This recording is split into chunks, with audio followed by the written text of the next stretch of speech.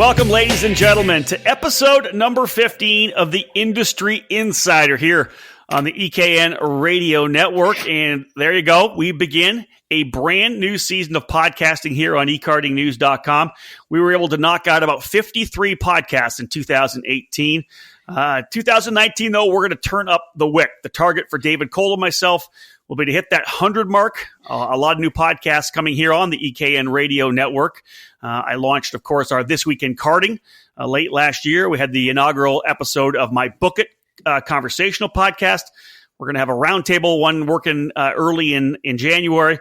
But I thought it'd be really cool to kind of set things up here with a guy that people would like to hear from right now, because we're getting ready to roll into the 2019 season, and the opening round of the Superkarts USA Winter Series is upon us. And joining us here on the EKN Radio Network today, December 28th, 2018, Mr. Tom Kutscher, the CEO of Superkarts USA himself, and of course, now essentially the lead gun with the International Kart Federation. We'll talk IKF karting later in the podcast as well. Before I intro Tom, let's set up the history of Superkarts USA for those of you who may not know. Obviously, SCUSA is an operation that got rolling in the early 1990s, was focused on kind of outlaw shifter kart racing. People running the Honda, Kawasaki, Yamaha, you name it. This, of course, rolled into what became a phenom through the late 90s and early 2000s, where gearbox competition became really the top level of wheel-to-wheel karting in North America. Tom was a racer himself, had a shop called Extreme Karting back in the day in Anaheim, California. Top driver in the G1 class, which was the category for drivers 30 years of age and older. I think 35 years of age and older at that point. Tom ended up becoming the owner after starting the Pro Kart Challenge, a regional series in Southern California. Opportunity came, and he had the opportunity to pick up Superkarts USA and did so. And he has essentially moved it to the very upper echelon of karting in North America, the biggest series, coast to coast. That's really the only coast to coast series in North American karting, the Pro Tour, and now going to the other end of the spectrum, really coming in to kind of pick up the pieces of the International Kart Federation this year. Of course, the IKF, a longtime name in karting, and essentially the foundation, the grassroots club level racing in our sport. Tom, there's your introduction. We're starting 2019 here in a couple of days. The Winter Series coming up, Pro Tour coming up. I know there's you don't lift off the throttle much in the Superkarts USA offices, but thank you so much for taking the time to come online with us here and lock out one of our industry insiders. We appreciate it. Hey, thanks. I'm really nervous because I'm not good at this stuff, so I had to really make some notes and think about it.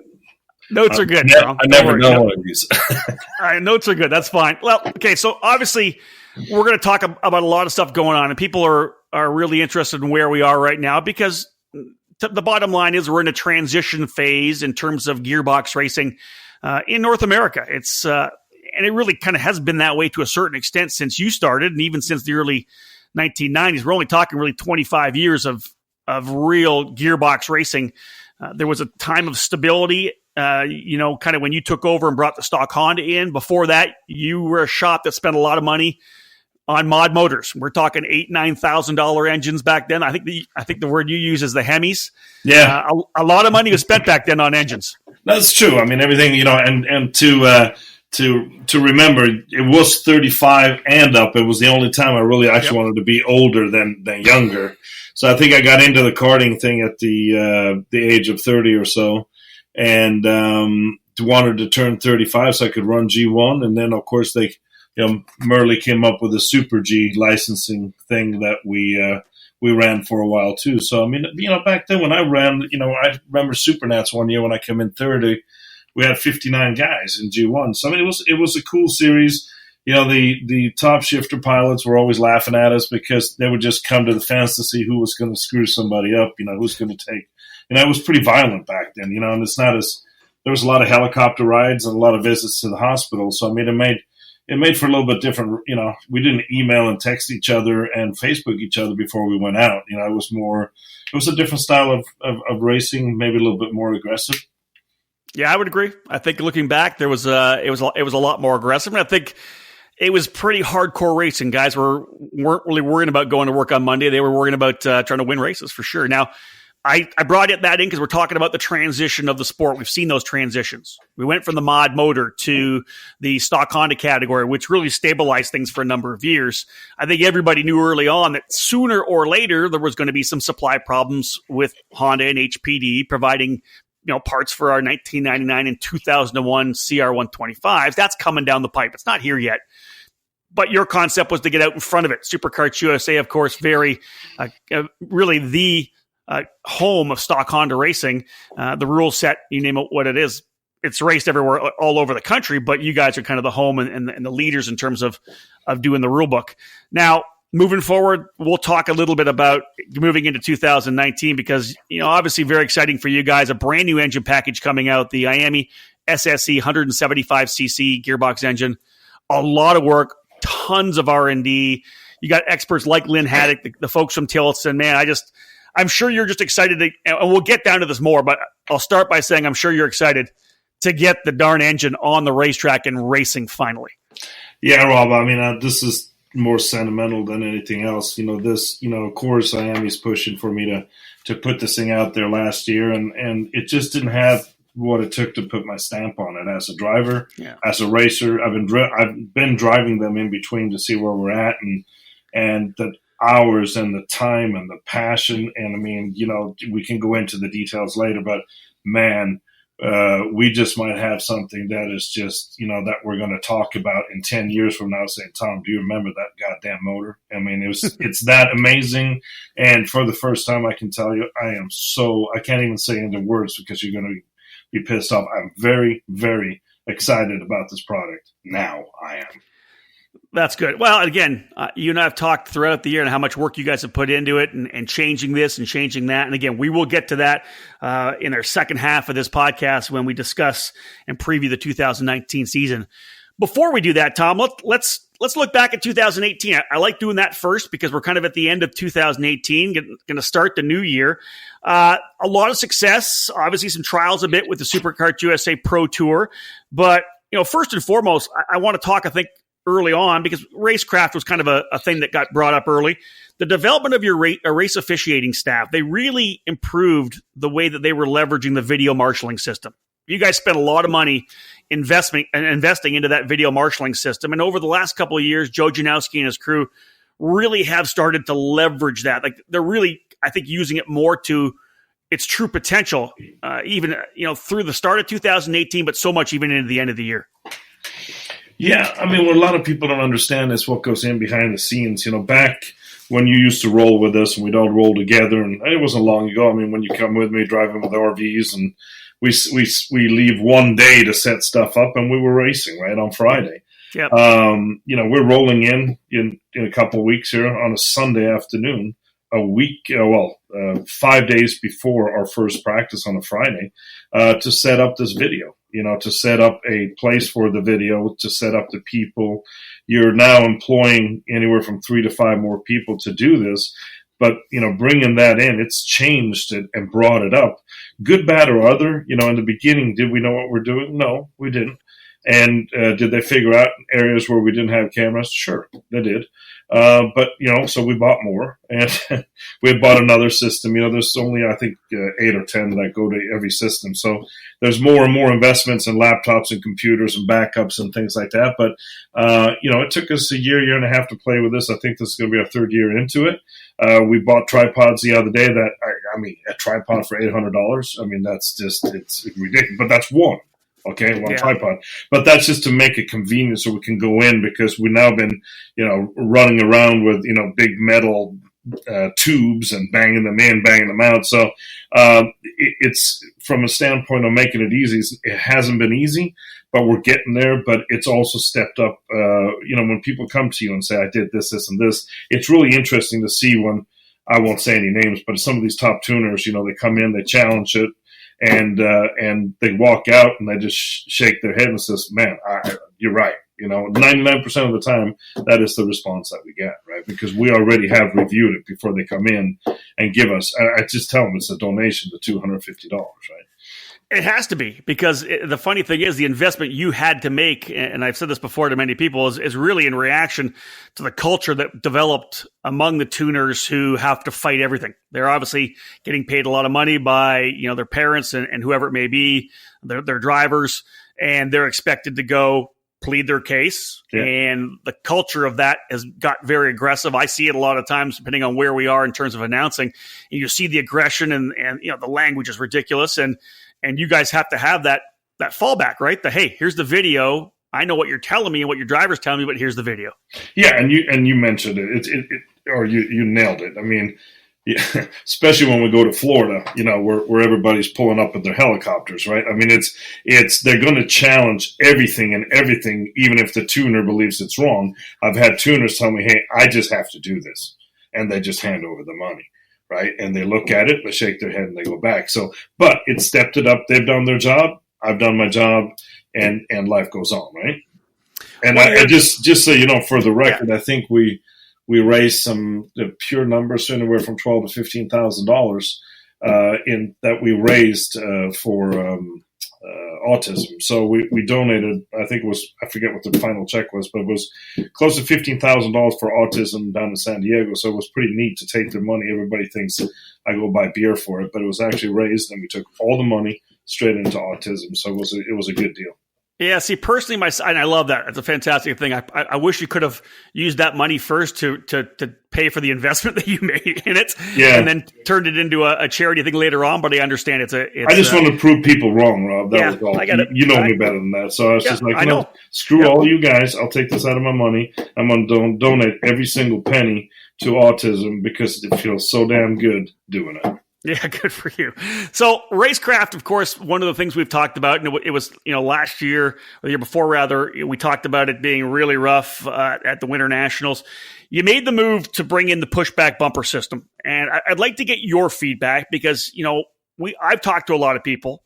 I watch every race, unlike the tuners in there that watch one race and head back and work on their carts, and the parents who watch only their kid, or, nobody watches all the races but the officials. And myself and David Cole, right? That's what we do. Yep. And so I see every start is better. They're cleaner, they're better. The racing is a lot better. Yeah, there could be some stuff further back in the pack, and there's a lot of pushback penalties that do come back. What are your thoughts overall? Because really, I'll say it's cleaned things up. What are your thoughts on how it's affected Superkarts USA and maybe some of the conflicts that you've had to battle with parents screaming and yelling about poor racecraft? This year it was better. Last year is why we implemented, because it was, I think, since I've been doing it for 20 years, it was the worst racing I've seen, and they just kind of took turns. It went from mini to juniors to, our first race in Homestead in the seniors. I think that's one of the worst races I've seen in many, many years, right?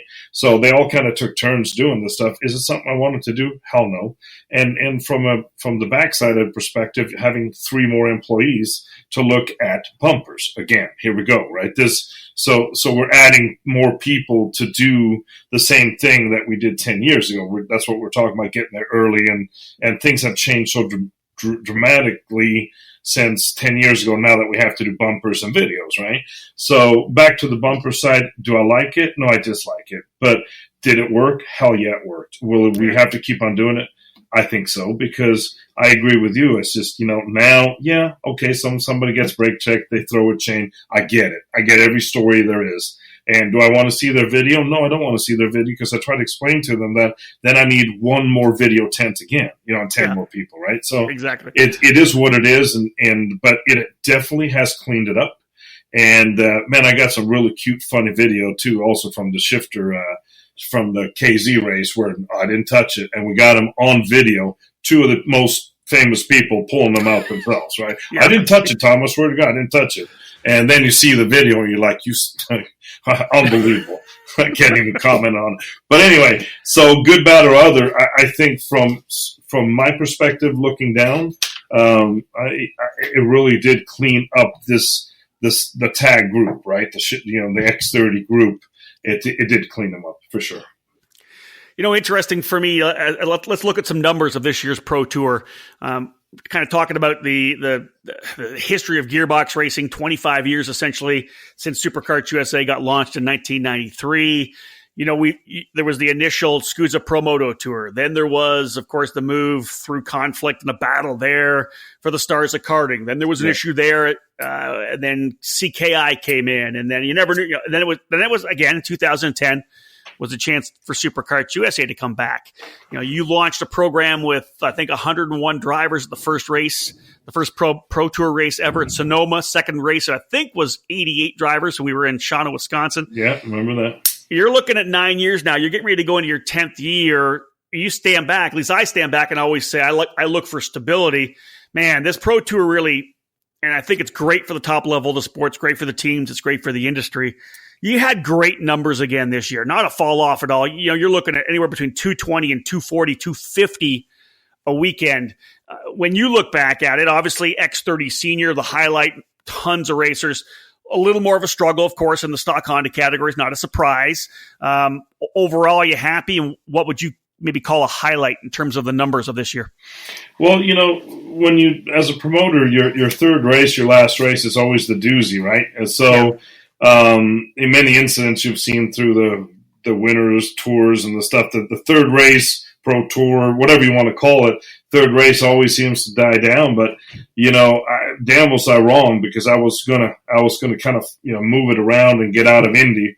But we show up in Indianapolis and we have almost 260 people and 56 people in a senior. I think one year was 56, the next one was closer to 60. But and again, we go to show you how we started them all at the same time. It was just to prove to people that it could be done if the track is the right way, right? Which that place is. But I think on the X30 and the automatic, it's been good. It's been not massive growth, but they take turns. Micro right now is down, then Mini went up. And then Micro and Mini are both down now, and Junior's flying off the hook. By the way, we sold out for Florida a day or two ago. I just haven't got it up yet. But, of course, Junior was the first one to go, and that is the strongest right now. Senior is right behind. The Senior is always very, very stout at a Pro Tour, but those two are the two strongest, right? Yeah, most definitely. Well, that's the flow. As you said, you'll see a number of new drivers come in. You have obviously brought Micro into the program a couple of years back, and that, again, sets the wave of participation into the mini category, into X30 Junior. Good to hear that the class is sold out for the opening Winter Series race. So we look back at the 2018 Pro Tour, again, talking to Tom Kutscher here on the Industry Insider on the EKN Radio Network. Again, my name is Rob Howden. Tom, let's look back right now quickly at the 2018 Super Nationals. Talk to anybody, and it was just they love the fact that the race returned to the Rio. If you've been around for 20 years or 22 as it was this year for the Super Nats, the old guys look back at being out at the rock pile, out at Las Vegas Karting Center, the X-Plex. Man, that was where it all started. But really, kind of that spiritual home was when Jim Murley, he and Don Janowski able to bring it into the Rio. And I think that with so many years at the Rio, what were your thoughts heading back to the Rio after a couple of years at the Las Vegas Convention Center? Having to run the rock pile myself, and what a challenge that track was compared to, there's two tracks out there that get me that, as a fat boy, that is just that one. There was something with the back area where you'd go 5th to 6th and you had to go, you had to just floor it. And it's just like, it didn't make sense in your body that's what you had to do, right? And Pat's Acres is another one too. Those two tracks are the ones that I always have had a lot of respect for. And but moving into the Rio, being able to be a participant and, win. Back then we went team of the year and driver of the year and podiumed myself, and it was a great year. And I think it was 03 or something like that. But and it's sentimental. I mean, now from the backside, when I got a deal, with these people, and if people just knew the politics of dealing with these people. I mean, when we started the Rio, just to example, a beer was $3. It's now $8. So use that for your track and use that for your expenses too. When my rooms are costing me $156, that is my cost when everything is done versus $59 back in the days. Things have changed so drastically, but back to bringing it back to the Rio.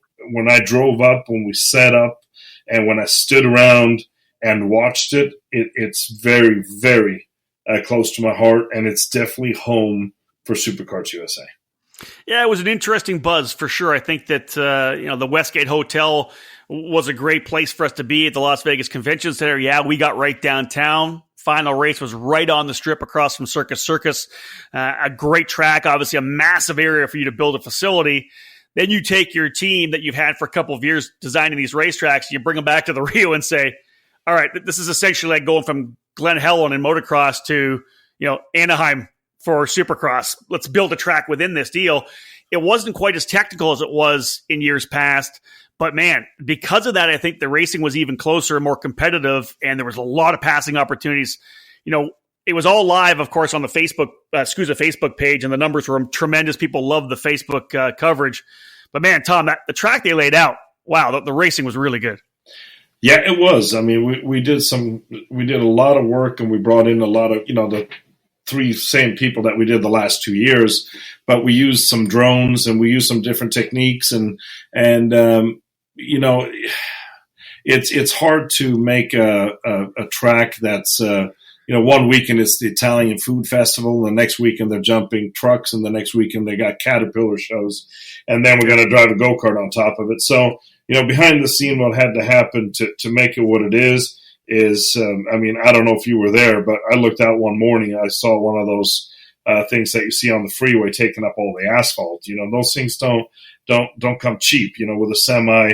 And to make everything, we fixed 180 holes, is what it said on the invoice, right?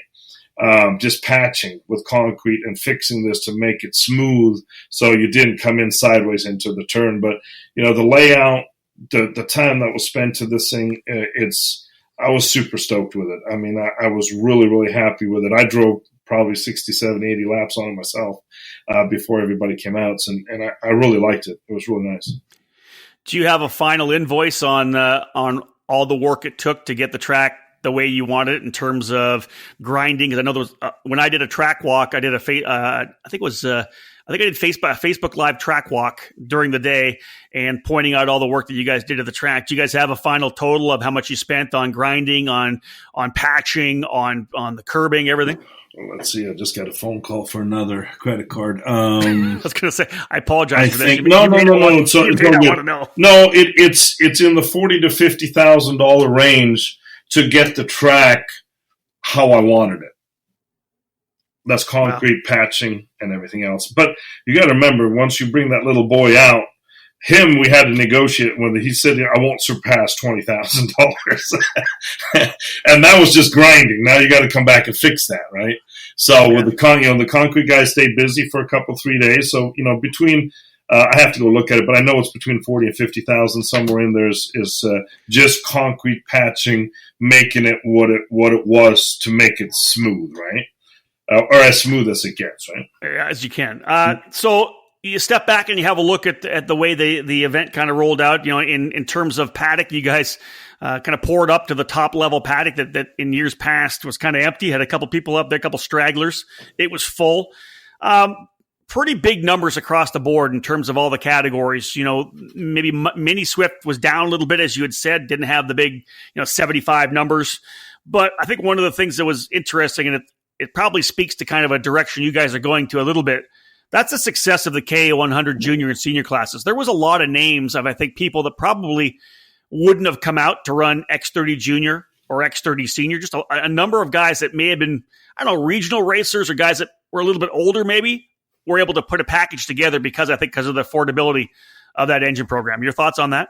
I think it's really cool. It just goes to tell you, I'm a shifter guy, but from the other side, if somebody can save money, drive all, half the season, put a spark plug in it, and be competitive, it's pretty cool. Just as an example, I didn't even know Steve Barrows. I buy trophies from him, right? Yeah. And I know he's a hell of a shoe, and he probably stopped driving, I'm going to guess 10 years ago, or let's just say 7 or 8. And he's doing really well at what he does. But when I heard his name, it can't be the same guy, right? And go to find out, he had bought this thing a couple, 3-4 weeks ago, entered an LAKC race, gone practice, and he won the Supernats. on something that was just very basic, and he thought it was just fantastic when I talked to him later, right? So the feedback from the motor, I think it's something, it gives a chance to a guy, so many guys that I know of that don't have the budget but love to go race the Supernats but can't. But they want to prove that they have it, and that makes the KA something. And I wanted to bring it to the Supernats to show that it's here to stay, that they can start on the club level, go at the Pro Tour if they want to come to the next level, and the Supernats, of course, being the highest level. Yeah. And again, remember back in the day, Jim Worley used to call it the U.S. Open of shifter kart racing. It was about anybody comes, your IKF, your WKA, your SCUSA, whoever you are, come and race. And I think that's always kind of something that the Supernats has always been. Now, let me ask you this. What about your personal highlights? I know you said you could probably have your mail sent there because you're there for about 3 weeks, almost a full month.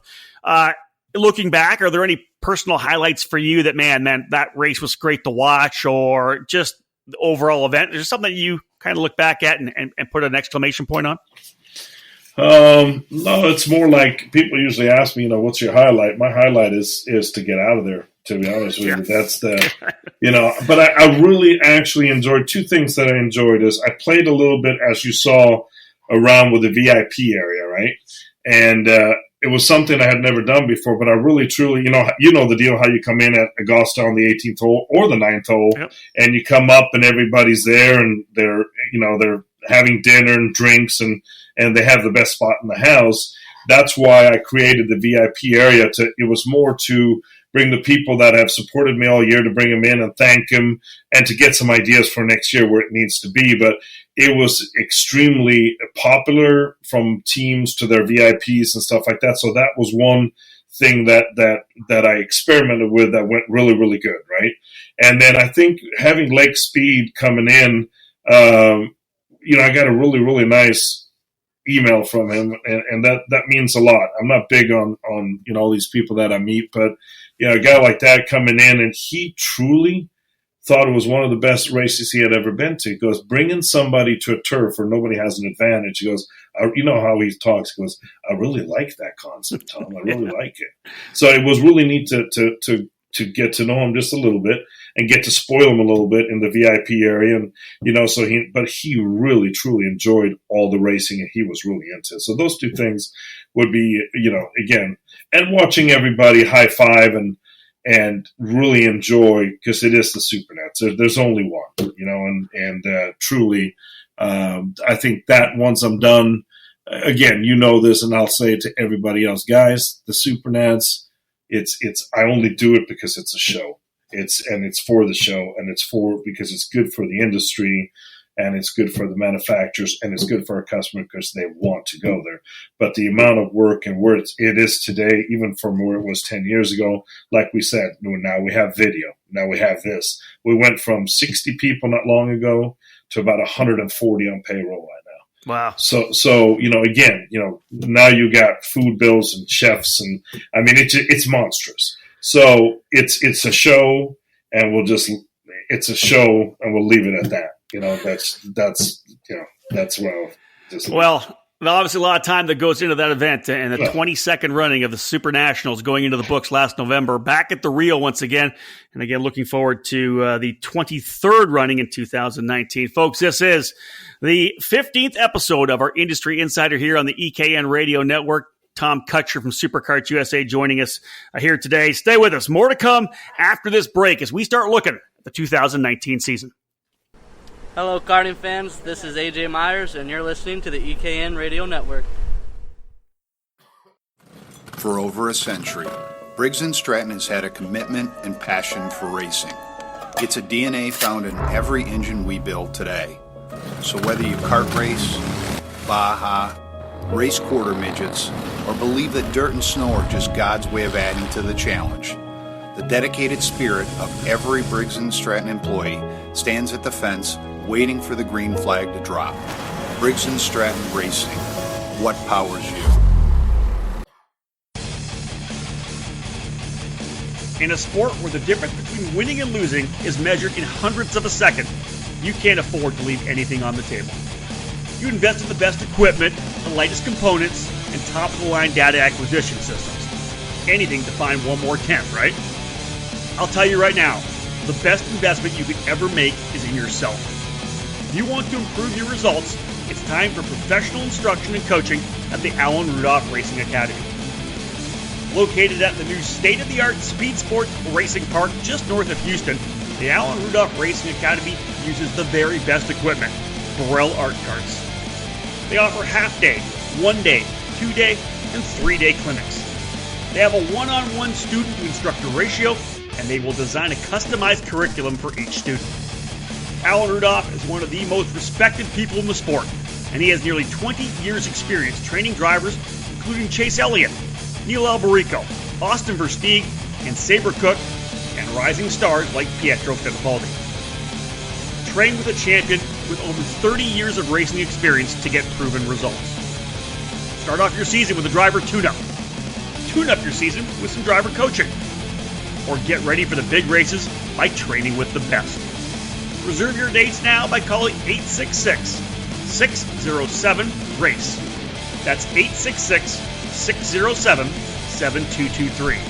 For more information, visit speedsportsracingpark.com/racing-academy.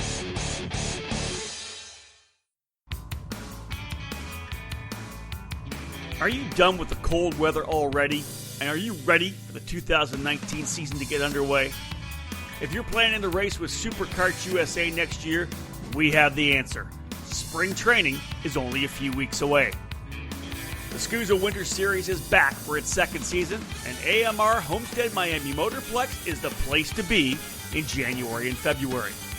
The IAMI SSE 175cc gearbox class will be making its debut in Pro and Master Shifter, and all the Pro Tour classes will be on the docket, including Micro and Mini Swift, KA100 Junior and Senior, and X30 Junior, Senior, and Master.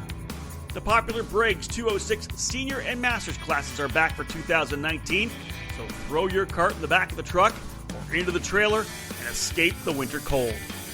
Registration is open for the first round of the series, which will fire up the 2019 season on the January 11, 12, 13 weekend. You can get all the program's information on superkartsusa.com or register now at motorsportsreg.com. If you want to drive the best, drive a CRG. Our countless race wins and championships prove this fact, including taking the KZ Finals at the SCUSA Super Nationals and the CIK World Championships in both 2016 and 2017. Our material is second to none. After years of independent American importers, CRG is now managed directly by the factory and run out of our state-of-the-art headquarters in Texas. CRG Nordam is the American arm of the CRG factory in Italy, and we're serious about success. We stock a wide variety of parts in all of our chassis, from the CRG Hero for the mini categories, to the Heron for tag race, the Road Rebel for gearbox competition, and the new FS4, which has been designed specifically for American 4-cycle Briggs racing. If you're ready to step up to the national level, do it with a factory race team that competes across the USA. CRG Nordam is a full factory effort with the best personnel and the finest equipment. We're serious about winning, and you should be too. I'm Jake Craig, and you're listening to the EKN Radio Network.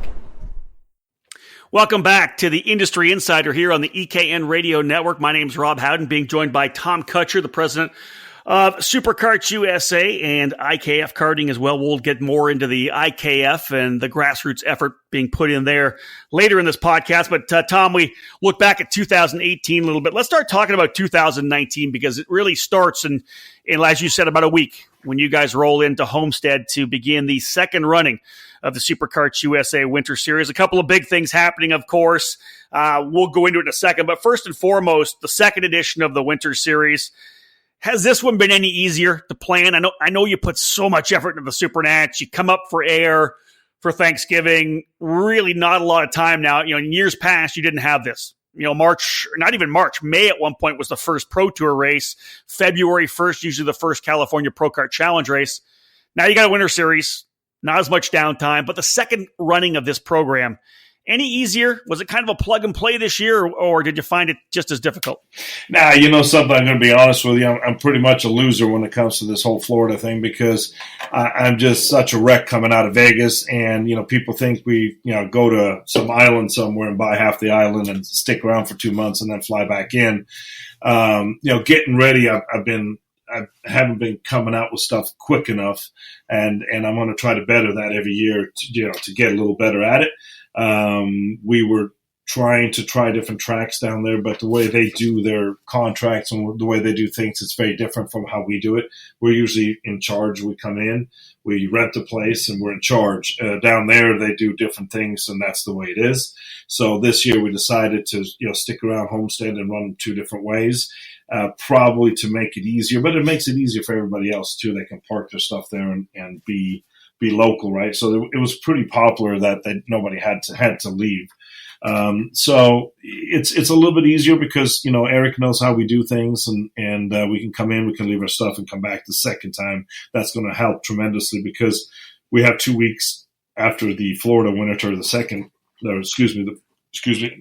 race.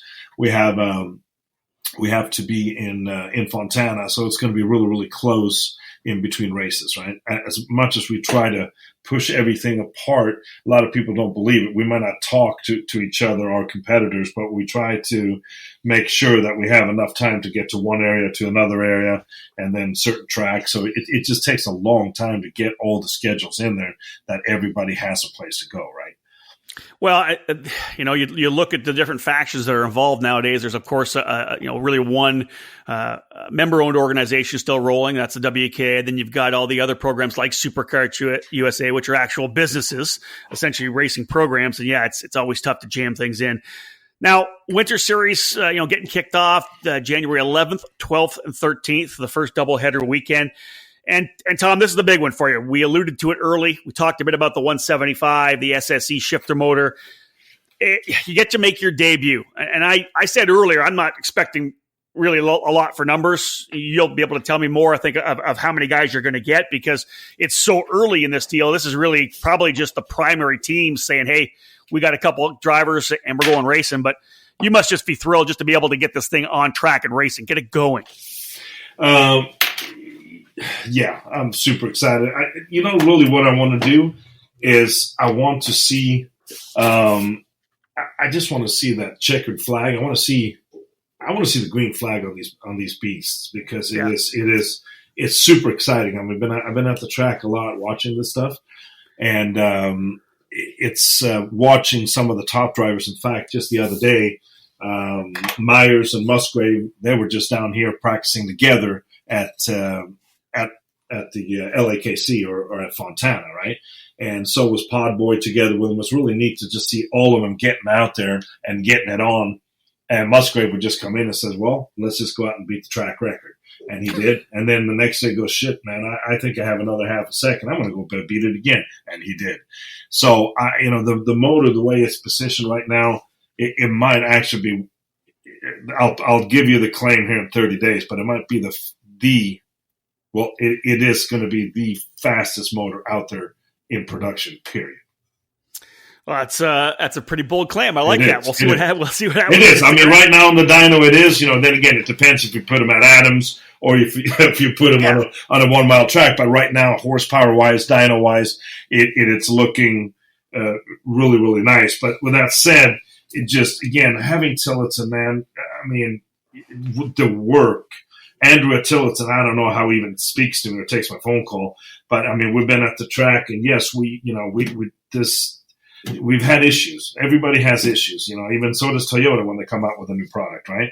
And that's why it took us 2 years to get here. But man, what we have right now and how it works together with the motor and how the motor's holding up, I mean, I'm really, really, really excited about this. We might have something that, as a shifter kart driver, again, I was up in last week or 2 weeks ago, we're up in NorCal and we're laying down some laps and, me and Janowski even. And he's truly not even G1, he's G2. He was pretty slow. And it wore him. It definitely wore him out. But this this motor, I think, is going to breathe, some new excitement to something. Even when the ICC motors came in, we had built Hemis, like we called it. Then ICC came in, and we were sold a bill of goods that, hey, they're going to stay stock, so on and so forth. Well, they didn't. And then by the time we were done with that program, we had, the Savard Hemis, right? That would cost you $6,000-$7,000, and you had to bring them in from France. So all this stuff has kind of done its little song and dance, and I think a lot of shifter cart drivers are burned out on having the gizmo and the thing, or having that special program to be up front. What I've done with this motor, like I've done with all of our products, which one of the motor builders, said to me a year or two ago that he'd boycott me if I did it. So I did it now. And there's going to be a claiming rule. You're going to claim this motor. There ain't going to be no super special Hemis sitting around. You can claim it, and off we go, right? I want this to be pure, and I want it to be, not based on money or who you know. So let me clarify. So there'll be a claim rule on the SSE shifter motor as well? Absolutely. Musgrave, Myers, and Wick, the top 3 in the country right now, they're coming out to play in Florida, okay? And if anybody wants their motor, you walk up, bring the cash by the end of the day, and that's your motor. Debut of this engine, of course, at the opening round in Homestead on January 11th, 12th, and 13th. Tom, let's talk a little bit. I'll give you a chance. You mentioned it lightly, but IAME staff is coming in. Folks from Tillotson are coming in. So essentially everybody has put a finger on this motor are going to be there to answer questions and to help out on the debut weekend. Absolutely. We have IAME's number 1 mechanic coming in. We have Tillotson's Andrew is coming in. And then we also have our own personal guys that have been working on this stuff for many months. That are going to be, it's going to be a whole team of people helping out, because it is different. There is no pilot, there is no main, there is no needle. There's all these different things, but it's very simple once you get it's pretty easy once you get there. You're not too far off. Let's put it that way. So dialing everybody in, making sure that everybody's on the same, and it's free. So it's all there to help out, and that's how we're going to have it at starting out at the winter, and then going into the Pro Tour if we need it to. Well, it's just support for everybody. It's for everybody, right? No, it's when you're launching a new motor like that, and people, there's going to be a lot of eyes, of course, on this event, because people who run Superkarts USA or have been longtime shifter racers in the Honda package are going to be looking to see how this thing debuts. I like that setup, and I think it's going to be interesting to watch. Now, let's jump into Pro Tour now. Let's talk about 2019, because last couple of years it's been NOLA for the Winter Nationals. We've been, of course, to Phoenix. We did Sonoma. A lot of time, of course, kind of the kind of home of the Summer Nats now, as you kind of mentioned, is Newcastle Motorsports Park. But a couple of new venues for the first time. I want to say David Cole and I were trying to figure this out. Like, for the first time, you guys are going to Southern California. There's never been a Pro Tour race in Southern California, even though that's where you guys are based. Opening round at Cal Speed. Can you give us some insight onto the decision to move the Winter Nationals to Cal Speed this year? Yeah, I want to dedicate this to Jerry Brown, because he was the one calling it the PKC Pro Tour. So I thank you for those statements, by the way. Yes, we have not had a Pro Tour except for in Northern California. Yeah. Again, there's no secret that me and Niles don't see eye to eye on certain things, but they got a great guy down there, Mike, that just makes sure he should be running for Senate or maybe even vice president, because Mike Smith. Yep. Yeah, Mike Smith just likes to make sure everybody's happy, and then he's a sellout anyway. But no, wow, no, I'll tell him that. No, he's been great. He's been working with all of us and making sure everybody gets their time, and he's got some nice stuff coming his way. And Fontana is back-to-back races all year, right? So he's done what it takes, and he's the guy that sat down at the table and made it happen. So between him and Musgrave, they're like, hey, we want a Pro Tour here. But the coolest thing is going to be at this track. It's going to be the unveiling of a new track. So, everybody, the first thing out of, as a racer, I don't believe people even say this. They go, well, why would we go there? Because that's Musgrave's backyard. I'm like, well, okay, so what? Don't we all have a backyard? So that comes up quite a bit. But we're going to have a whole new track that nobody's been on until the day of practice. So it's a whole different straightaway, where you come in with that damn light post is right there, and we're going to go around it. You don't make a left and then a right. It's going to circle around it. So it's a whole different layout, new asphalt, new stuff. So we're pretty excited about it. And yes, it's neat to be in California. I mean, I've never been this close to my house before, and not that I want to stay at my house, but we were talking about this, me and Tony, the other day. We have now for so many years 2 East Coast, 1 West Coast, right? And then the guys were complaining. I said, I got to give the West Coast guys a little bit of love this year, and I would like to do, every other year do the same thing. Hey, you get 2, we get 2. You get 2, we get 2, right? And so that's why this came up. And then Utah has been in a hoop of trouble, as we all know, and it wasn't safe to sign any papers yet until, just a couple of months ago, they said, okay, yeah, you can sign it and it'll be good. So I think those are 2 nice tracks to go to, and it brings a little different, a little different blood to it, right? Yeah, the variety I think is key. In all the talks, Tom, that you and I have had about where to go, there's only a small list of places that you guys can go now, considering the size of your event. You got you have 250 plus drivers. That just eliminates a lot of racetracks, and that's you and I have talked about that. It just does, right? It's just there's only so many places you can go. I expect Cal Speed's going to be tough for you guys to fit in there, but absolutely. But we sat down, just so you know, Rob, I'm sorry for interrupting, but that was the number one thing. So I sat down with Mike and I said, no, you don't understand. So we are actually pitting only in what you've seen before. There's not a car in there. You're not driving in there. Okay, so we've had to change everything. We rented the lot, not across, but behind, where you drive into the big infield, the big bridge right there. On the back, that is ours. That's going to be cars. That's going to be RVs. So we've had to rent one more lot because we will not fit those people in there. So everything you see at the actual track will only be pit spots. No RVs, no cars, no nothing. So that's how we fit the 250 in, to answer your question, right? Yeah. And overflow. There's not many tracks that can fit us. They're not. So you go back to the Utah Motorsports Complex in Tooele, Utah for the first time since 2012.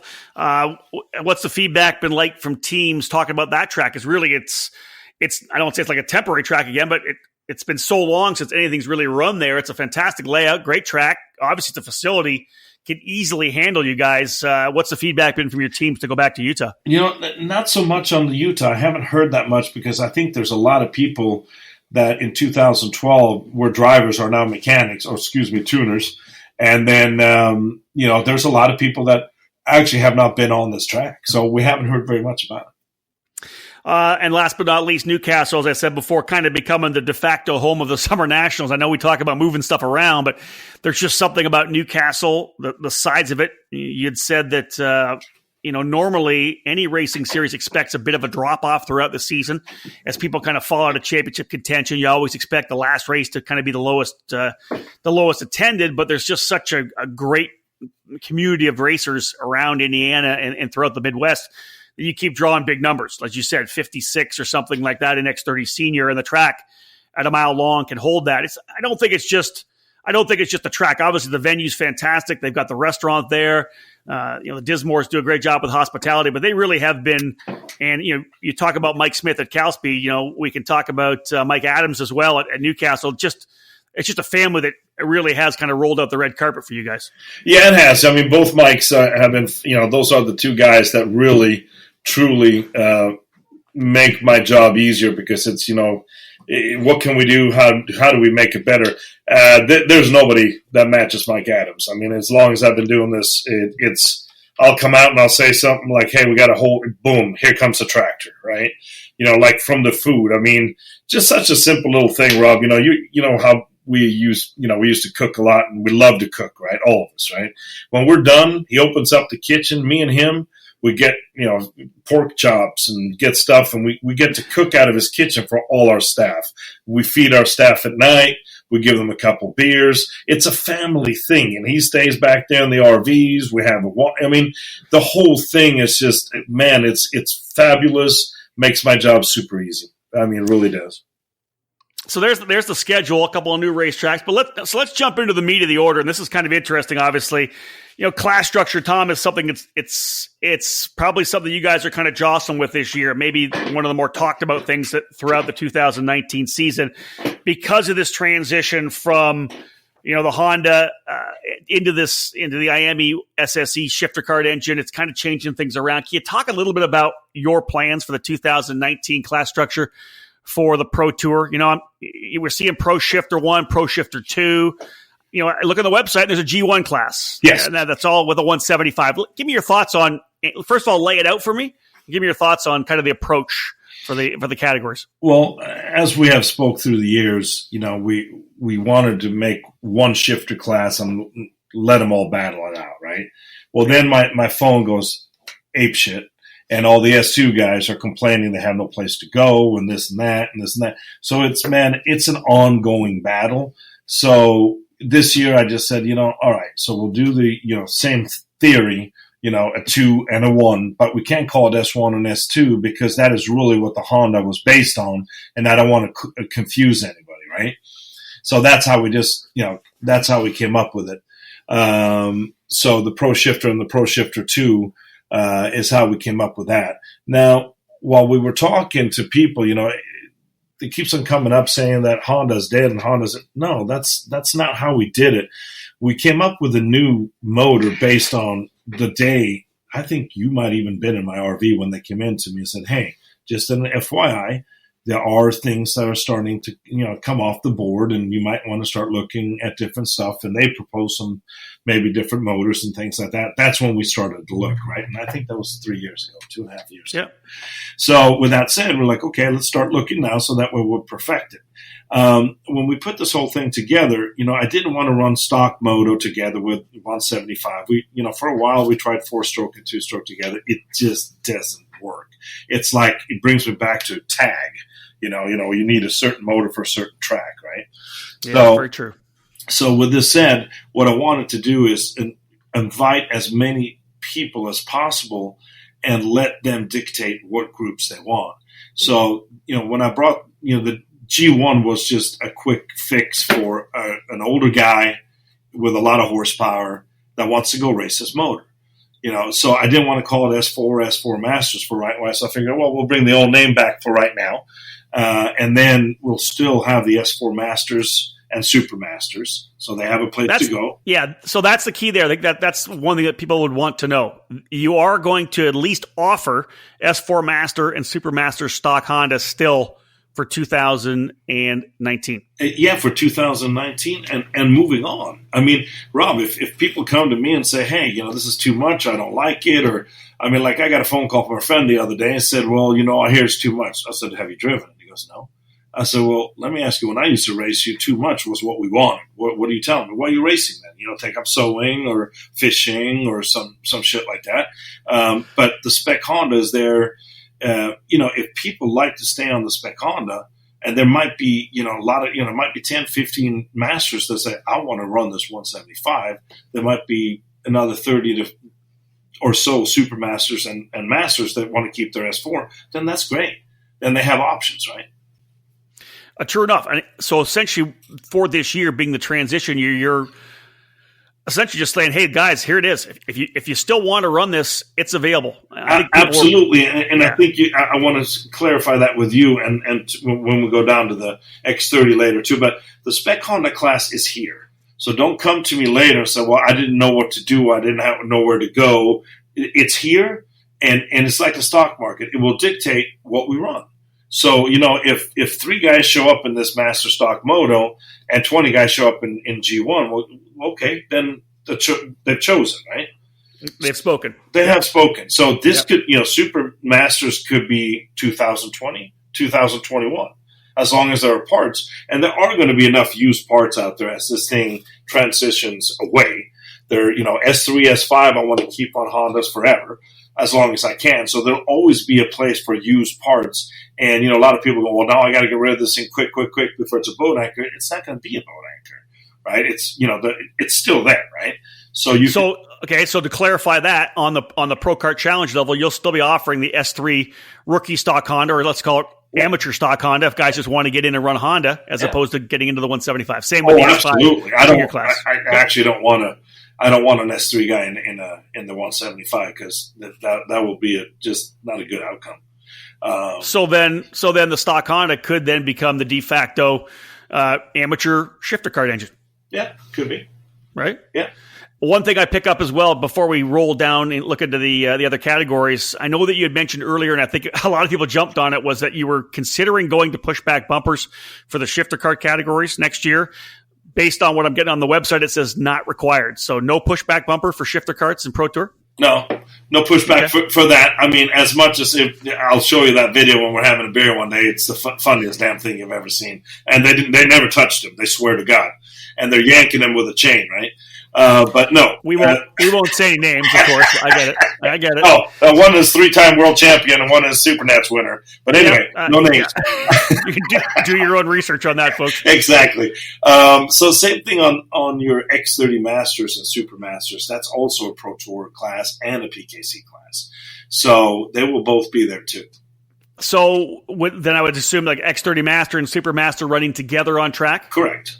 Okay. Yeah, so the Super Master, same as the S4 Super Master, 45 years of age and older, just kind of opening up to see if guys want to come and run the Pro Tour. Is that kind of the deal? Absolutely. I mean, I had about 3-4 Super Masters, said I can afford it, I want it, blah, blah, blah. So we're putting it out there. But again, if you, don't email your buddy, say you're coming. If you're not coming, I'm not coming. Because if you don't come, it's not going to be there. So if we get 5, 7, 10, that's great. And then we'll build it, right? So it's 45 and up on the Super Masters and 30 plus on the Masters, on the X30 and the other ones too, right? Last but not least, the addition of KA100 to the Pro Tour. I'm not sure if that's I'm a huge fan of that, but obviously you guys understand there's got to be some feedback from teams that they've got people that want to run that series. So is it junior and senior KA100? Yeah, that's it, junior and senior. Well, you obviously saw some good numbers at the Super Nationals, so very likely you pull some good numbers there as well. Again, solid effort so far. Now, what are your thoughts on the overall number of classes? With the daily schedule, are you going to be jamming some? Not jamming. Are you going to put some of these in a number of them in race in their own race groups? Yeah. What are your plans? I mean, we know we can run 8 to 9 race groups, and that's it. So, okay. The Pro Shifters, it runs with G1, so there's your one group, right?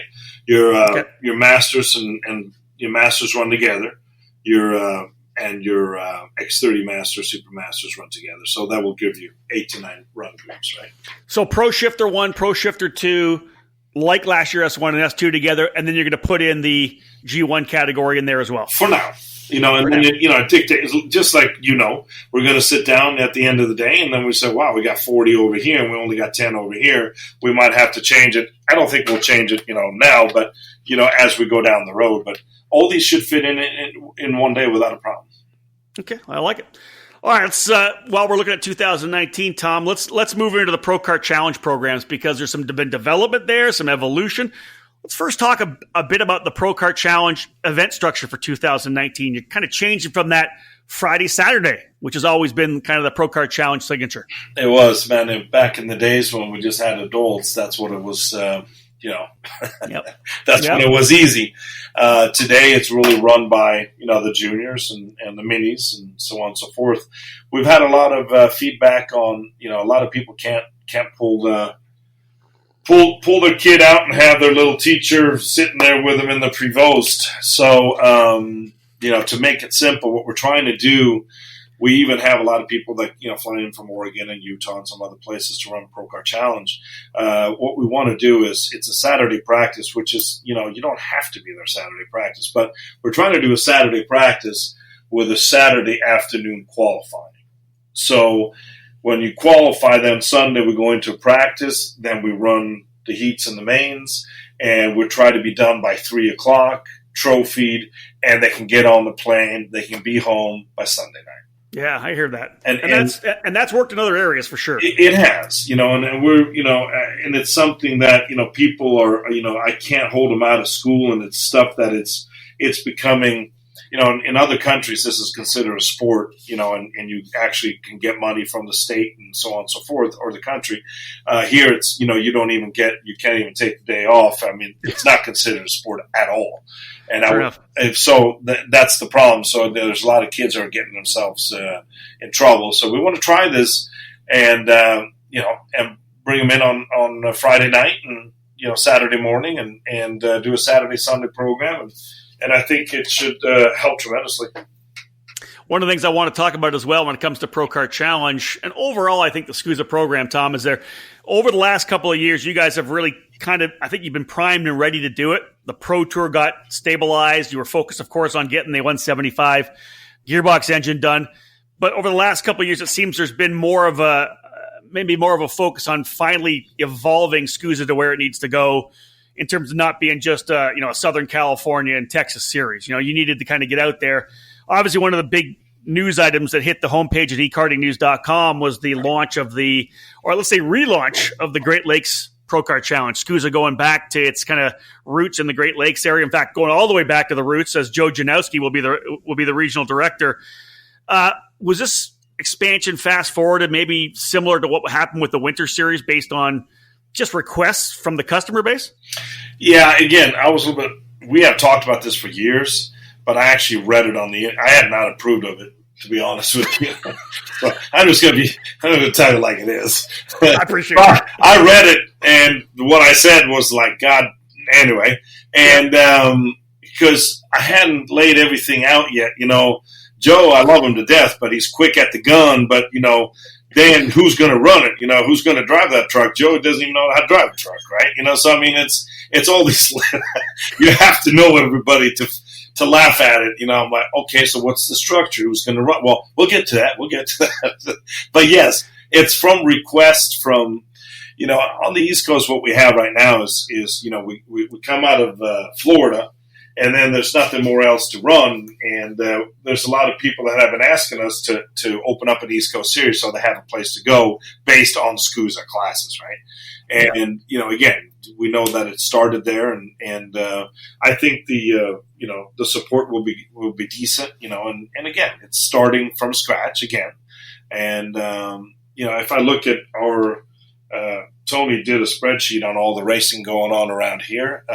Wow, it's just amazing compared to, So I think there's enough room for, I mean, again, if you look at Coates', the USPKS? Yeah, the USPKS. I mean, that is the same structure exactly like SCUSA. So there, you have now, if you go to the teams, I just go back to LAKC and Pro Kart Challenge as an example. You take Nash, you take Rawlinson, you take all these people, and you look at, you've seen them, they're doing pretty good compared to a lot of other kart shops. I look at Success, and, it's because they have a race every 2 weeks. They got the customer base. Some of them are Pro Kart, some of them are both, some of them are LAKC, but they got 12 to 15 guys, and it's healthy. They're healthy. Well, everybody's healthy, right? And I think there's enough room for that structure of the, like we do for the USPKS and for Superkarts USA to pretty much be running the same motor structure and so on and so forth to be able to have every 2 weeks, for while there's not snow and so on and so forth, to have another place to go, right? Yeah, the USPKS, only a 3-race series. They get kicked off in April, and just those 3 races. So not so much USPKS, I think, being not competition, but it filling the Midwest schedule. Mark Coates does have his Route 66 series, which is a fantastic regional program. But even the fact that these two programs, both of Mark Coates' programs, are so similar to the Superkarts USA Pro Tour lineup, I think the biggest gap you're filling, and I'm sure Joe would have said this to you, and you obviously agree with it, is the fact that if you have racers that are running the SCUSA shifter kart categories, that's where there really is a deficit. There's just simply no place for them to race in the Midwest, and it's if you're trying to grow your program, you have to have something in the Midwest for these guys to be able to look at Florida Winter Tour, to look at the Pro Tour, to look at the Supernats. Absolutely. And I get little comments like, wow, you're trying to put me this, you're trying to put me that. No, I'm not. I'm looking out for my own investment, and that's the shifter racing that we don't have in the Midwest, compared to, Josh Lane and some of these guys, there's road racing, but we truly don't have a nice shifter kart basis right now, and there's a lot of work to be done.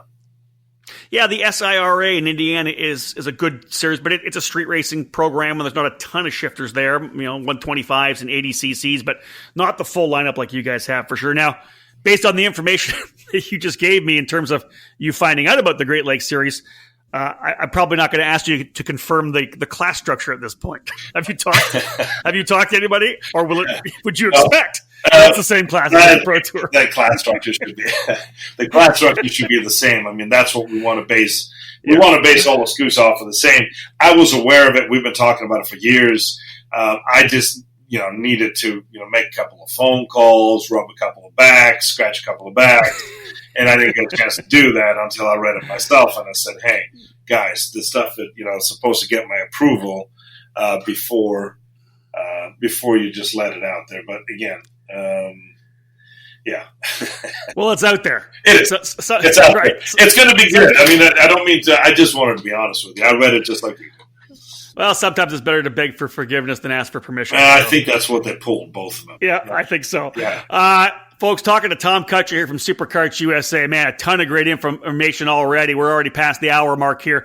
When we come back, one last bit, we're going to wrap things up with Tom and talk about IKF karting. It's been a development that I think will eventually be very, very important to Superkarts USA, very important to racing on the West Coast and potentially even further out. Stick with us, folks. More to come here on the EKN Radio Network. This is Jake French, and you are listening to the EKN Radio Network.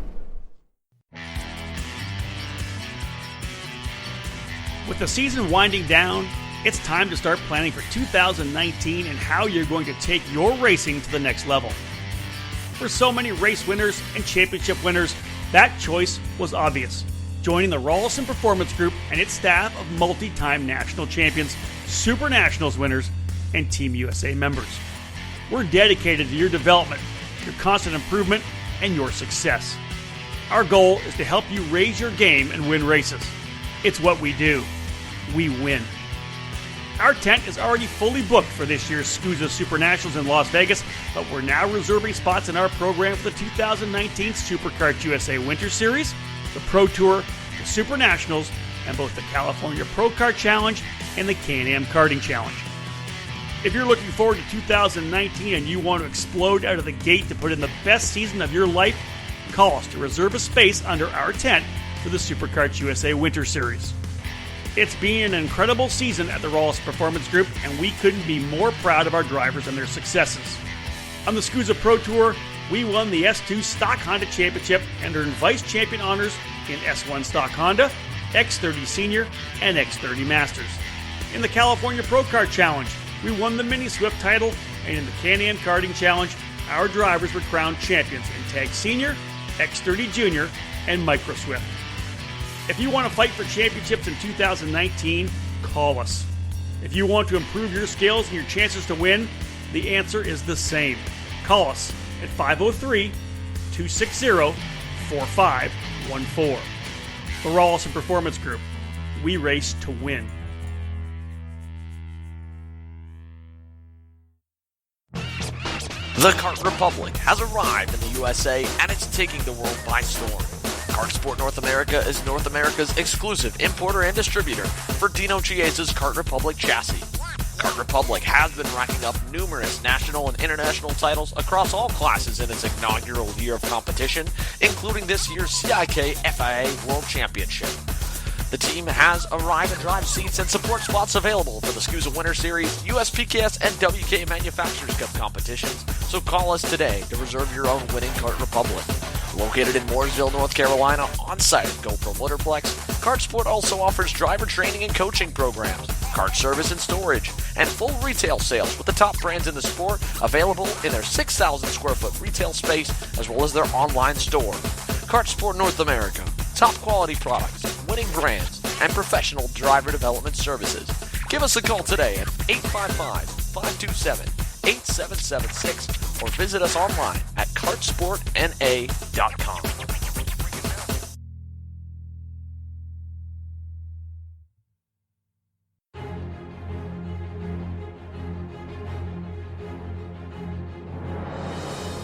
Le Mans, Daytona, Sebring, the most legendary endurance races in the world, where man and machine push the limits of physics in an attempt to beat their competition and the clock. Now you can add the Simcraft 24 Hours of Orlando with USAC Karting to your list of must-attend endurance events.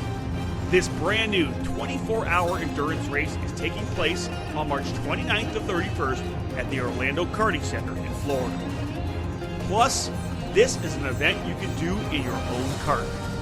There are arrive and drive kart packages available in addition to OEM and bring your own kart options. All entries will receive a fresh Briggs 206 engine package, tires and fuel, and the engine is yours to take home post-race. Do not miss out on the must-attend karting endurance event of 2019. The entry deadline is February 1st, 2019. Go to 24hoursoforlando.com. That's 24hrsofOrlando.com or the Facebook event page at Facebook/24HRS of Orlando for more information.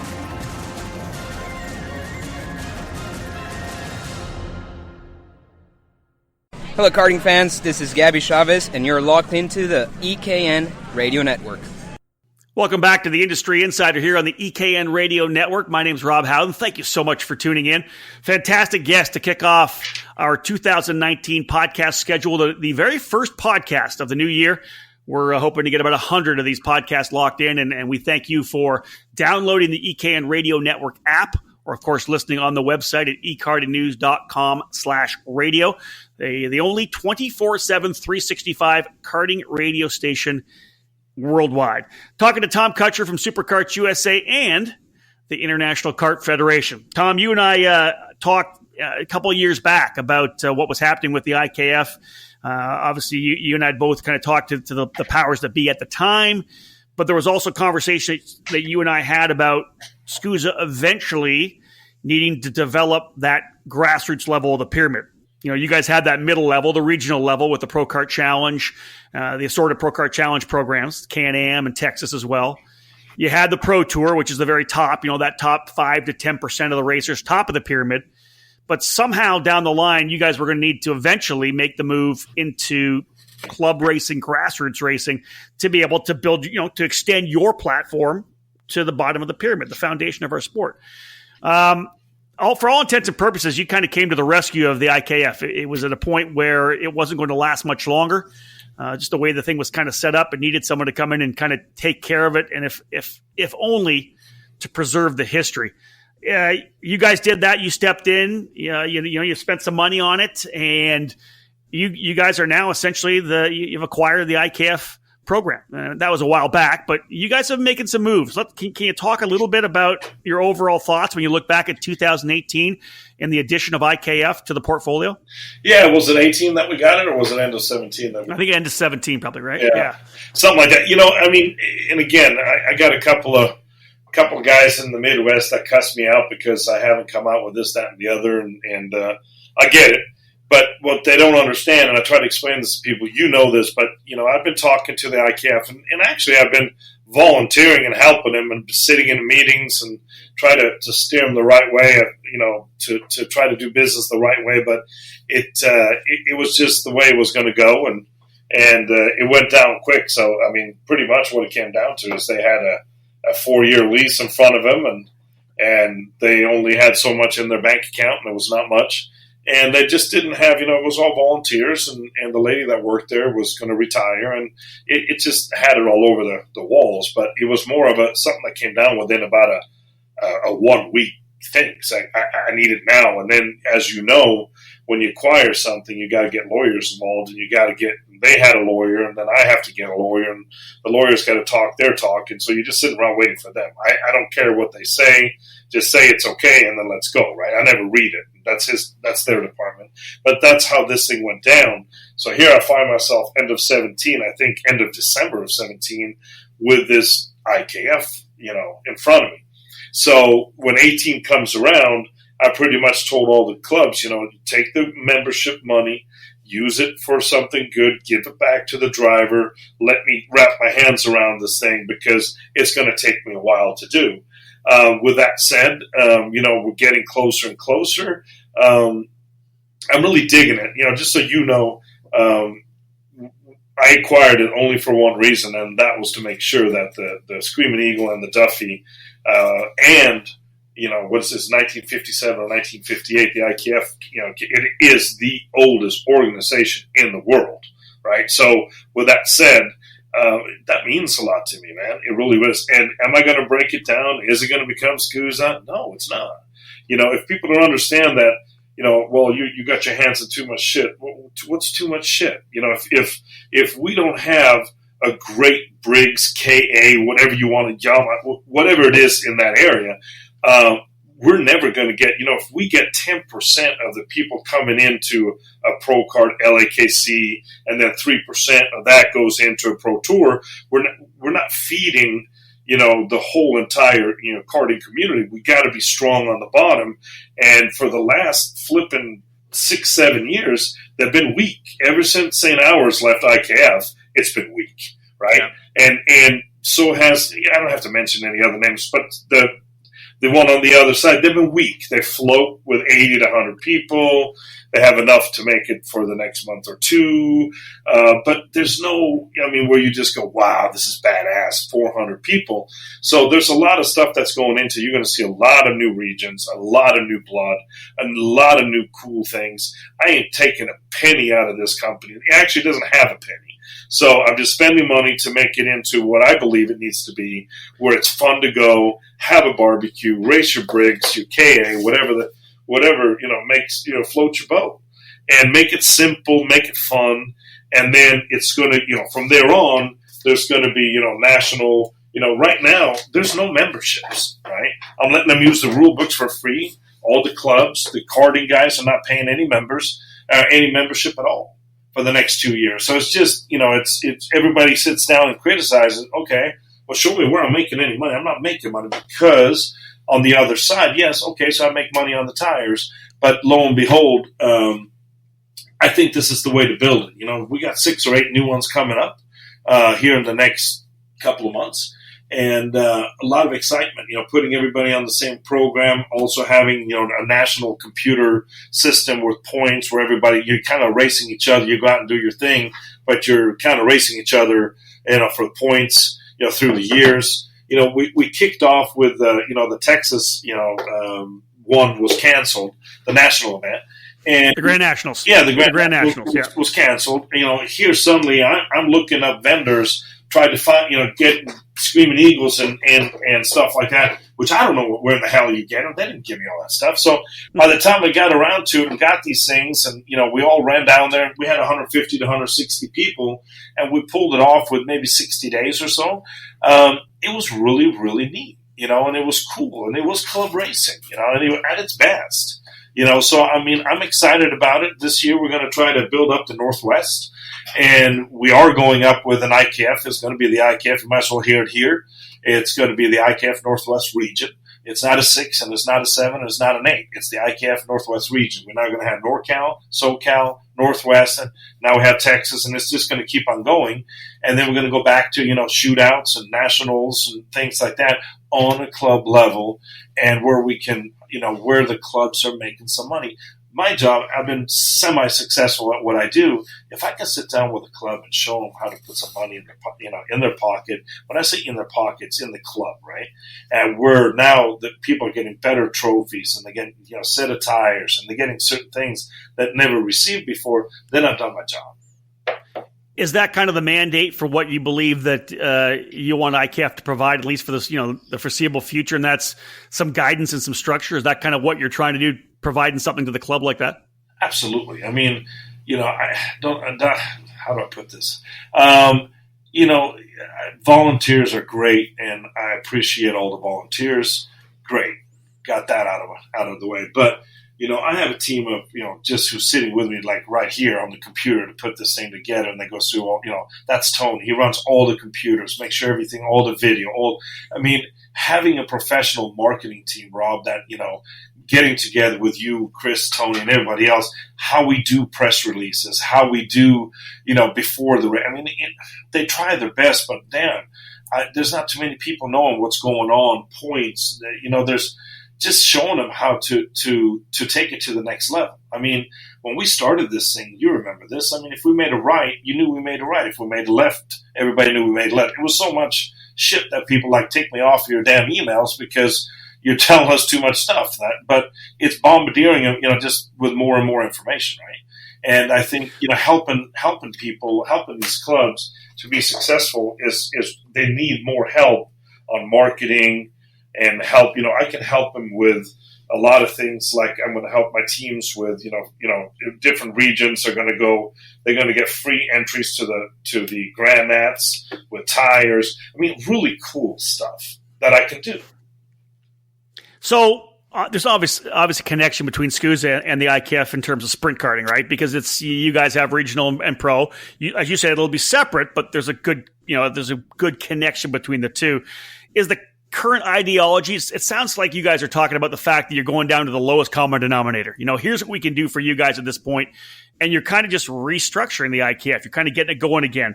Is that kind of the feeling? You mentioned guys in the Midwest being pissed off at you, and I'm going to assume that you're talking about maybe guys that were part of the ICAF's road race or speedway dirt program. Yeah, we're wondering if they're left out in the cold because you're, for the most part, a sprint program. Is there? Correct. I know dirt oval stuff is not something you've done before. I've done it a lot. Is there going to be? Are you still going to bring those guys into the fold? Absolutely. But what I need to do is I need to hire somebody that knows what that is, that lives that life, that can help them out too. Right. Yeah. I know what I'm doing on the sprint side. I do not know on the dirt side what I'm doing, and that's why I haven't come up with anything. I wanted to attack the item that I knew, which is the sprint racing, right? And we're slowly getting a part of that. Then I got to hire somebody or find somebody that can take part of that, right? So you mentioned the 2018 Grand Nationals, working with the guys at the KPX program and able to put a great race on, and just you were able to get that first one in. Screaming Eagles went out. The Duffys went out. A lot of happy people. You focus solely on the Briggs 206 and KA 100 programs for that particular event. Do you see those two categories, the 206 and the KA, kind of being the core backbone of what you're going to push forward with IKF? Or is there an opportunity to bring in the Yamaha or whatever another category, whatever maybe a series already has as a local option? There could be definitely local option is good. If you take you take Dismore as an example. They got a strong Yamaha contingency and around that area. There's no reason why that can't not be brought in. But those are the two big ones that I see really, really growing. The KA, I can just tell you in I'm going to say sell. I can't call it giveaway, but I just see and look in the numbers what we have sold here this year in our first year, and it's beaten X30 and Mini by far. Okay. Just almost doubled. Okay, last but not least, let's talk about, before we wrap things up, let's talk about 2019 Sprint Grand Nationals. Any opportunity? Can you kind of give us a hint on where we're going, the date and location? Yeah. Chris Akers says as long as I bring a couple bottles of wine, he says we can run it at Pat's Acres. We're going to Pat's Acres. Hell yeah. See that now. I want to race that race. that's awesome. And you mentioned it earlier. That's a tough racetrack. Yeah. And so, all right. So there you go, folks. You heard it here. It's Sprint Grand Nationals for 2019 for the IKF.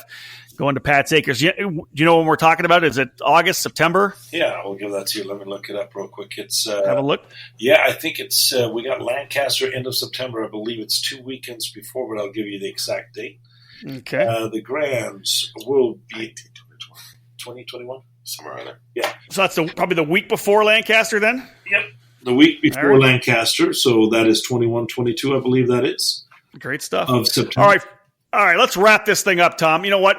We talked about the Pro Tour. Before we kind of shut things down, one of the things that people always look for, I think, when it comes to the Pro Tour Winter Series is the prize package you guys are going to bring out. I know that you guys announced an unbelievable prize package, and not talking about stuff that's not real. It's just you guys went hardcore on product and everybody getting product for the Winter Series. Can you give us some insights? Are you ready to talk about it all? I know it hasn't been released yet, but where are you guys for the Pro Tour prize package? The Pro Tour package is probably a day or two away for the final. I got to get it approved, but we did $79,000 in product for the 78757 is what it says on the computer here. So $80,000 is what we did for just the winter. We're definitely going to match that and then some. So there'll be some really incredible price packages available. It's going to definitely it's definitely going to supersede it if I get it. I'm laughing because I'm looking at this number, and I'm just going, son of a bitch. All right. So it's really exciting. It's going to be big. It's going to be huge. I'm trying something different. And, Rob, how so? How so? How so what? What's different? What are you doing differently? Just giving a lot of. I'm trying to pry it out of you.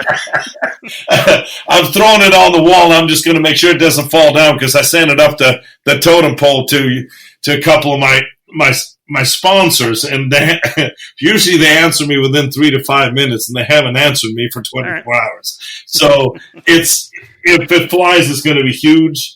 Because it's going to be a huge sponsorship, and everybody's going to be walking away from the podium quite smiley and happy, and it's a cool thing.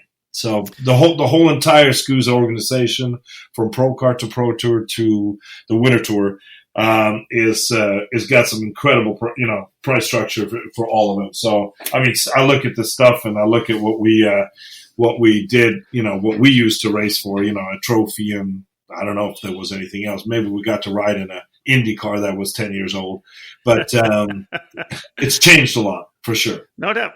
So, all right, Tom, second running this year of the SCUSA Winter Series and the 10th anniversary, the 10th edition of the Superkarts USA Pro Tour. And of course, IKF continues to stabilize based on what you guys and your staff are doing. Just your final thoughts on 2019. Again, our very first podcast of this year. What are your final thoughts as we get ready to head in to another year? 23rd Supernats coming around as well. A lot of good numbers in terms of stability and longevity. Is that kind of maybe a theme that you have, or is it just more growth and more sleepless nights? Well, I mean, the sleepless nights, they come automatically, and some people smoke pot. I drink wine, so that I just have a glass of wine, a little jacuzzi, and it kind of puts me up for the night. But this year you're going to see, I want to give more back, and that's why we were talking about just the value of everything that people are doing. So you're going to see that from Pro Kart to Pro Tour to Winter. Two things I do want to mention is, remember that, Supercars USA is, usually you're good for 3 years, 4 years. I think max is 7 years. We've been here for a while, and we're trying to, go with the flow and change things that, and I like when people email me and tell me, like, hey, we'd like to see this, we'd like to see that. That's how we kind of came up with this, giving some more back, and on the podiums, they wanted to see more stuff and so on and so forth. So we're listening to all that. But one more thing I do want to mention before we hang up is, we were a big part of, J.R. Clausen was a big part of the stock shifter, but it had a certain box, and I remember sitting down with a good buddy of you, Jeff Franz, and even Bonner Moulton. They sat down and looked at me and said I would fail, and I would fail, and I would fail. And they even wrote it up in their magazine that I would fail. This stock motor would never go anywhere. And look how long it went. So with that said, I'm really excited about the new motor. And, I'm excited about all the races except for the Supernats, because it takes me 6 to 8 months to work on it. I'm just being honest. So, yeah, everybody else is excited about the Supernats. You and Patty are not. No, absolutely not. But I'm excited about a good year and all the different classes. It's going to be good. I mean, we're going to be there's from the IKF side and to the SCUSA side, pretty much every weekend we're going to be doing something that's going to gonna change the karting part of it. So, well, I'll tell you, Tom, thank you so much for joining us. I certainly appreciate it. Thank you. Folks, Tom Kutscher, if anything, there is a lot of evolution happening. They're making changes. They're never kind of sitting on their laurels. They're always trying to do new things. Any business like that wants to expand. You want to move out into other territories. And again, that's what it comes down to, I think, for a lot of the organizations nowadays in our sport, is they are businesses. And there's mortgages to get paid. There's staff that salaries need to get handled. And it's all about, investing back into the sport. I think at this point here, very excited to see what Superkarts USA does. I know I'm excited to see the SSE, the new Miami shifter engine out there going wheel to wheel when we get to Homestead for the first 2 rounds, the SCUSA Winter Series. And of course, I think everybody on the East Coast, or rather the West Coast, who is a grassroots racer, very focused on what we're seeing out of the new IKF. Definitely a new look organization, new mandate, new ideology, and I expect to see a lot of people heading to Pat's Acres, one of the greatest racetracks in North America, for the 2019 IKF Grand Nationals. Again, hearing it here first, it will be held at Pat's Acres in late September of 2019. Folks, thank you so much for joining us. Big thank you to Tom Kutscher from Superkarts USA for being with us here on the Industry Insider. Another fantastic podcast kicking off a new season, Podcast 1, here on the EKN Radio Network for 2019. Thank you so much for tuning in. My name's Rob Howden. Bye for now.